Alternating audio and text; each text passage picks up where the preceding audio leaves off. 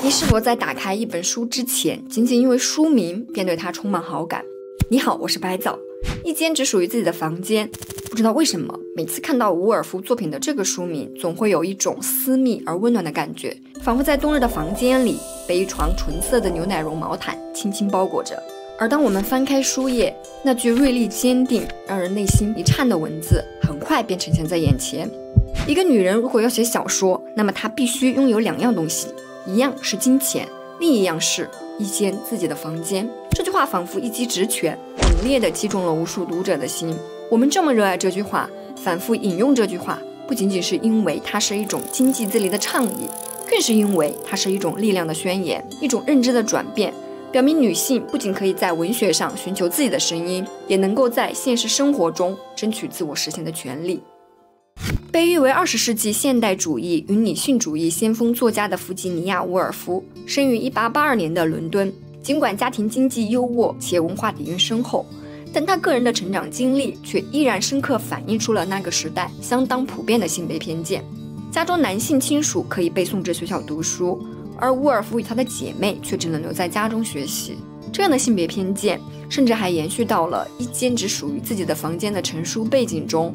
1928年10月，2场由伍尔夫主讲的以女性与小说为主题的演讲在剑桥大学举行。一间只属于自己的房间的主要内容便是来自于此。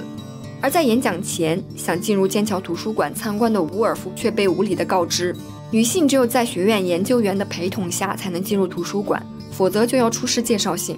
在这场目的在于激励女性克服社会约束，自由地进行创造性表达的演讲前，伍尔夫本人却再次遭受了这种不合理的性别限制。我们几乎可以想象，伍尔夫站在那个讲台上，内心会充满着怎样的对于这种不平等待遇的愤怒。但正是这些从幼年起便遭受的具体不公经历，加深了他对女性处境的深切理解。而伍尔夫的伟大之处就在于，他并没有被身处于这样处境中的苦闷所禁锢，而是将它们化为文字。通过他的作品，这些文字在很大程度上成为了驱动历史前进的力量，成为了女性争取自我表达与社会认可的有力武器。在这个微热的初夏，读伍尔夫的这本书，心里真的时常会泛起很多真切的感动。目光在书页间徘徊的间隙，我有好几次都忍不住感叹，自己心里那些很难付诸语言的向往与苦楚，好像找到了一份来自100年前的共鸣。用你们的聪明才智去挣每年500英镑吧。出现在第4章第1小节的这句话，不仅仅是一种呼唤，更是一种激励。就像许多博主谈到这本书时会谈到的一个关键词，金钱羞耻。包括我自己也常常会在朋友聚餐或者职场中感受到一种关于金钱的难言之隐，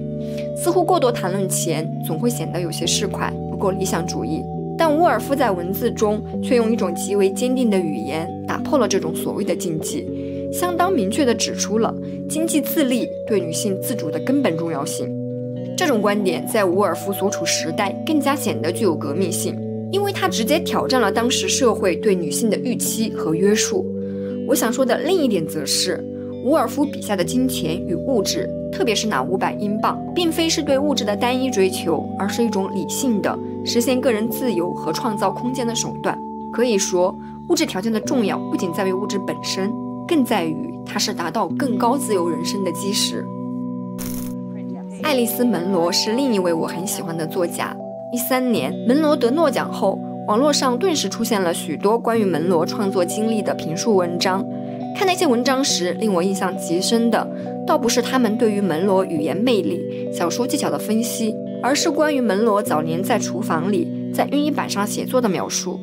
虽然这样的叙述或许是对门罗在没有过多生活空隙中依然坚持创作的称赞，但我当时看到这样的描述却有种略微奇怪的感觉，甚至会泛起一丝心酸。而当我读到伍尔夫在一间只属于自己的房间中的文字时，我才逐渐明白了这种心酸的缘由。与很多家境平凡拮据的女生一样，一个完全属于自己的独立空间，对于我自己来说一直是一件稍微带有奢侈色彩的事物。求学时的集体宿舍，毕业后的合租经历，拥有属于自己的房间并不容易。翻看许多关于这本书的评论，会发现大家对于在一个属于自己的温馨的房间里阅读、写作又或发呆，是怀有着多么深切的向往。包括门罗后来也直截了当地提出，我想我应该有一间办公室，把它从日常的繁杂中解救出来。因此，我让你们去挣钱，去拥有一间自己的房间，就是让你们去面对现实。那种生活一定充满了活力，不管你能否把它表达出来。伍尔夫在第6章的这句话，正是对于我们经历的相似现实的一种直面。他提醒我们个人空间的重要性，以及这种独立空间所带来的活力与创造力。在第6章还有另一句话让我记忆深刻，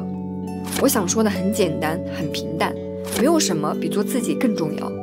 这句话尽管与去拥有一间自己的房间不是直接相连，但他们在这个章节中共同形成了一种对于个人空间与自我实现的强调。虽然这么说会显得有点形而上，但我确实觉得在某种程度上，房间在文学和现实生活中总具备着很强的象征意义。它不仅仅是物理上的空间，更是自我的一种隐喻和表征。拥有一间自己的房间，似乎象征着个人独立的权利和自我表达的自由，这是做自己的一种物质和精神上的保障。最后，我想用书中那段美好到总让人想落泪的段落作为结尾。真的希望我们能在这个下沉悲观的时代中，努力找寻到那个属于自己的房间，在那里伴着书页与文学，成为一个舒展生命、心有旷野的自己。我希望大家无论通过什么方法，都能挣到足够的钱，去旅行，去闲着，去思考世界的过去和未来，去看书、做梦，去街角闲逛，让思绪的调线深深沉入街流之中。